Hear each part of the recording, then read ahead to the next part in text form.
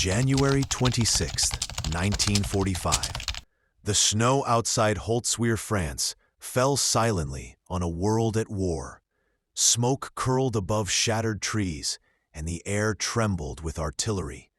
A young Texan lieutenant, thin, pale, barely 5'5", stood beside a line of exhausted men.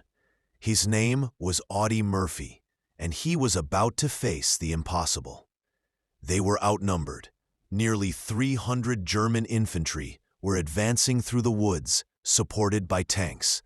Murphy's unit, the 3rd Infantry Division, had already been battered for days. Supplies were low, ammunition was running out, and the order was clear: hold the line. Murphy sent his men back to safer ground.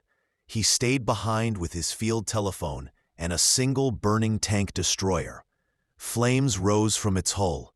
German shells had hit it minutes earlier. Most soldiers would have fled, but not Murphy. He grabbed the .50 caliber machine gun mounted on top of the wreck, climbed onto the blazing steel, and turned it toward the advancing Germans. As the enemy emerged from the mist, he opened fire.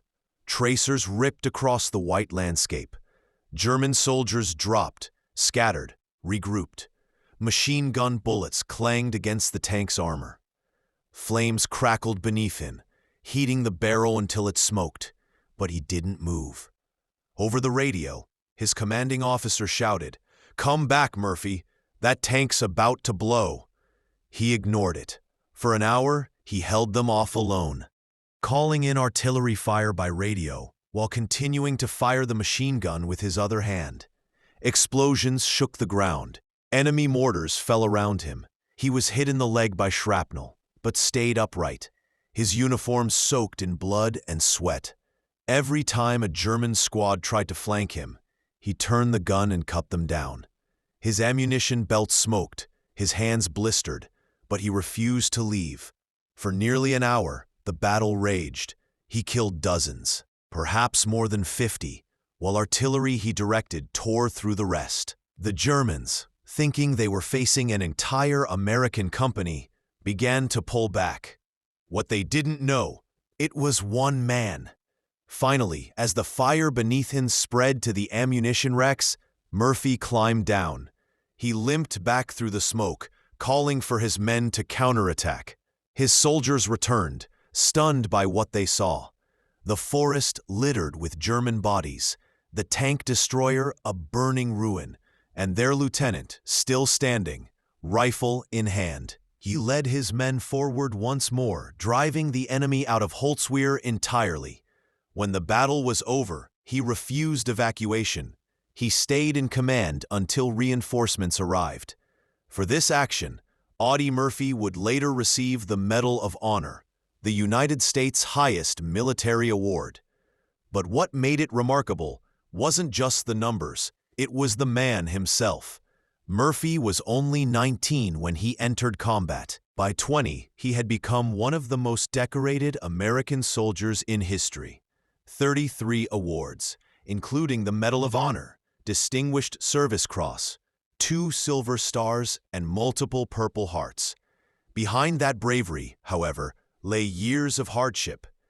He was a poor sharecropper's son from Texas, orphaned young, rejected by the Navy and Marines for being underweight.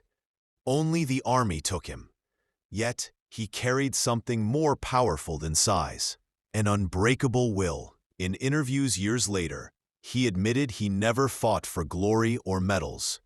He fought for survival, for his men, for the ones who never came home. After the war, he became an actor, starring in films, even playing himself in To Hell and Back. But fame couldn't erase the scars. He struggled with what would later be known as PTSD. He slept with a pistol under his pillow, haunted by memories of the battlefield. When asked how he endured that day in Holtzwihr, Murphy answered quietly, "I just got mad. Mad enough to fight, mad enough to stay alive." To the men who fought with him, he wasn't a legend. He was a comrade who refused to give up when everyone else thought the end had come. His courage turned the tide of that battle. His defiance gave hope to a weary division in the final winter of the war. Holzwehr became a symbol, proof that one determined soldier could stand against impossible odds. When the snow melted and the guns fell silent, the battlefield told its own story.